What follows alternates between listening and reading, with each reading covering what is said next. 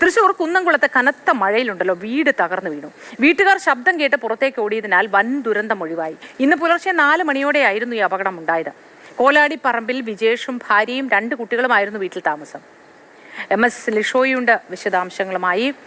ലിഷോയി, കാലപ്പഴക്കം ചെന്ന വീടായിരുന്നു, മഴയിൽ കുതിർന്ന് ഇരുന്നിട്ടുണ്ടാവണം. ആർക്കും അപകടങ്ങളൊന്നുമില്ല എന്ന് കരുതുന്നു. കൂടുതൽ വിവരങ്ങൾ എന്താണ് ലിഷോയി? അതായത് ഇന്ന് പുലർച്ചെ 4 മണിയോടുകൂടിയാണ് ഈ സംഭവം ഉണ്ടാകുന്നത്. വിജേഷ് തൻ്റെ തറവാട്ടമ്പലത്തിൽ വിളക്ക് വയ്ക്കുന്നതിനും മറ്റുമായി എല്ലാ ദിവസവും രാവിലെ 4 മണിക്ക് മുൻപായി 4 മണിക്ക് എഴുന്നേറ്റ് അതിനുശേഷം പോകാറുണ്ട് എന്നാണ് വിജേഷ് പറഞ്ഞത്. അങ്ങനെ അതിനുശേഷം വിജേഷ് എഴുന്നേറ്റതിന് ശേഷമാണ് കനത്ത മഴയുണ്ടായിരുന്നു.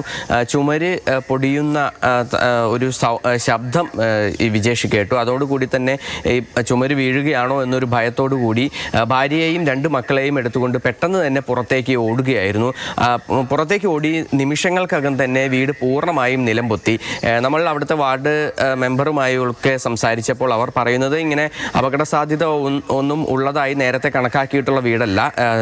അതായത് വലിയ ചോർച്ചയോ മറ്റ് പ്രശ്നങ്ങളോ ഒന്നും തന്നെ ഈ വീടിന് ഉണ്ടായിരുന്നില്ല എന്നുള്ളതാണ് വിജേഷും അതുപോലെ തന്നെ വാർഡ് മെമ്പറും പറഞ്ഞത്. പക്ഷേ എന്തുകൊണ്ടാണ് ഇത്തരത്തിൽ പെട്ടെന്ന്, എന്തായാലും കാലപ്പഴക്കം ചെന്ന വീട് തന്നെയാണ്, പക്ഷേ മറ്റ് എവിടെയെങ്കിലും വലിയ വിള്ളലോ അല്ലെങ്കിൽ വീടിനകത്തേക്ക് വെള്ളം ഇറങ്ങലോ അങ്ങനെയൊന്നും തന്നെ ഉണ്ടായിരുന്നില്ല. പക്ഷേ ഭാഗ്യം തുണച്ചു എന്നുള്ളത് വേണം പറയാൻ. കാരണം ആ വീട് പൂർണ്ണമായും നിലംപൊത്തുകയാണ് ഉണ്ടായിട്ടുള്ളത്. ആ ദൃശ്യങ്ങളിൽ തന്നെ നമുക്ക് കാണാൻ സാധിക്കും. പൂർണ്ണമായും ആ വീട് തന്നെ ഇല്ലാതായി.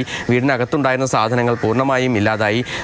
ഇവർ അവിടെ വാടകയ്ക്ക് താമസിച്ചിരുന്നതാണ്. വാടകയ്ക്ക് താമസിക്കുന്നതിനിടയിൽ കുറച്ച് കാലങ്ങളായി അവർ അവിടെ വാടകയ്ക്ക് താമസിക്കുകയാണ്. അതിനിടയിലാണ് ഇത്തരത്തിലൊരു സംഭവം ഉണ്ടായിരിക്കുന്നത്. അതായത് ഈ മേഖലയിൽ കഴിഞ്ഞ ഈ രാത്രിയൊക്കെ തന്നെ വലിയ രീതിക്ക് നല്ല രീതിക്ക് മഴ പെയ്തിരുന്നു.